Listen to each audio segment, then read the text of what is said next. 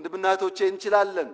የምንችለው በጠራ ሐሳቤ ከግል ፍላጎት ባሻገር ለወል መሻት የምንተጋ ከሆነ ነው። እንኳን ዛሬ በ21ኛው ክፍለ ዘመን የዛሬ 155 ዓመት ገደማ ህልም ያላቸው ሰዎች በምዕራብና በምስራቅ መካከል ያለን ጋሬጣ ያለን ተራራ ያለን መሰናክል አፍርሰው ድልድይ ለማድረግ ወሰኑ። በምዕራብና በምስራቅ መካከል የሚደረገውን የንግድ ጉዞ በ8900 ኪሎ ሜትር ለመቀነስ ስዊስ ካናል የሚባል ተራራ ስዊስ ካናል የሚባል ግድግዳ ማፍረስ ወሰኑ። ስዊስ ካናል 193 ገደማ ኪሎ ሜትር ነው። ያን ሲወስኑ እንደዛሬ በቂ ማሽን አልነበረም።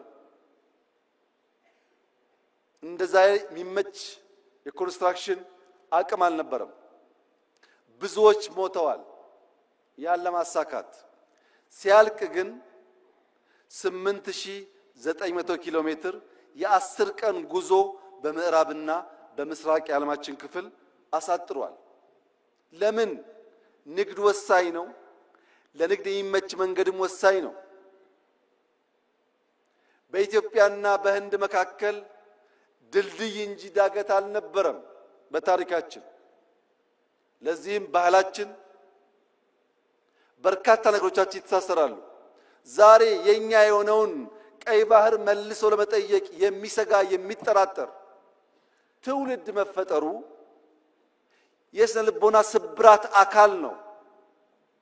አንችልም ብሎ ነው የሚያስበው። እኔ ላረጋግጥላችሁ እወዳለሁ፣ ኢትዮጵያ ትችላለች።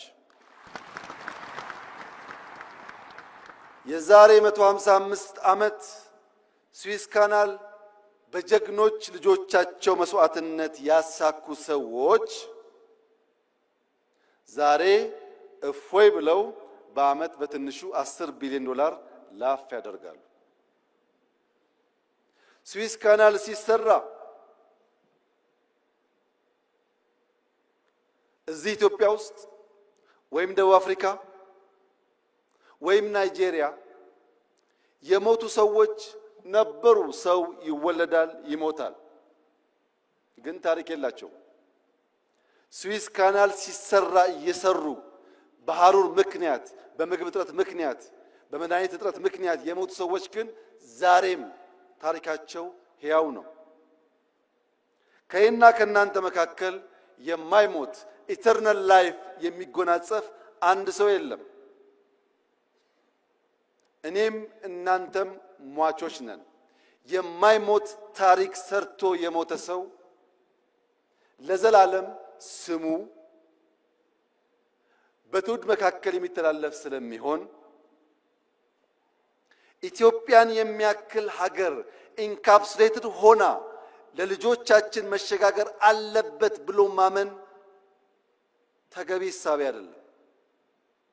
ተገቢ ሐሳብ አይደለም። ይሄን ለማሳካት ውጊያ፣ ግጭት ያስፈልጋል ብለን አናምንም። ለዚህም ነው ለ5 ዓመታት ስንለማመጥ የነበረው። አሁንም በሰላም በዓለም ሕግ መሰረት ኢትዮጵያን ከዘጋት በርና ድሃ ካስባላት መጠሪያዋ መገላገል አለባት ብለን ስለምናምን በየትኛው መድረክ ከኢትዮጵያ ጋር በሰላማዊ መንገድ ለመነጋገር የሚፈቅድ አካል ካለ እጃችን ከምን ጊዜውም በላይ የተዘረጋ ነው። ነገር ግን ኢትዮጵያ የጂኦግራፊ እስረኛ ሆኗ ለዘላለም ትኖራለች ብሎ የሚያስብ ኢትዮጵያዊ ካለ እርሱ የሞተ ነው። ሰላም ታስቀድማለች፣ ደህንነትን ትፋለማለች፣ መውጫ መግቢያ በሯን ታበጃለች። ይህ አይቀሬ ጉዳይ መሆኑን ተገንዝበው ወንድም እህቶቻችን በፈጠነ ጊዜ ለድርድር ራሳቸውን ዝግጁ እንዲያደርጉ ማድረግ ነው። ይሄ መንገድ የአቅምና የአቋም ድማሮ ስለሚያመጣ የአቅምና የአቋም ድማሮ ሲፈጠር ደግሞ የኔ ህልም ፓርላማው ለምስራቅ አፍሪካ ወንድሞቻችን ይሄን ያክል ቢሊዮን ይበቃል ይሄን ያክል አይበቃም ብሎ በጀት ላይ መከራከር የሚጀምርበትን ጊዜ ማየት ፈልጋለሁ። ኢትዮጵያ ማገዝ አለባት። ልክ ሌሎች እኛን ለማገዝ ተከራክረው እንደሚወስኑት እኛም ወንድሞቻችንን ለማገዝ በግልጽ ህግና ስርዓት ተከትለን ተወያይተን ገንዘብ አሎኬት አድርገን ወንድሞቻችን የምናግዝ መሆን አለብን። ያ እንዲሆን ደግሞ አራተኛው ማ ያስፈልጋል መንግስት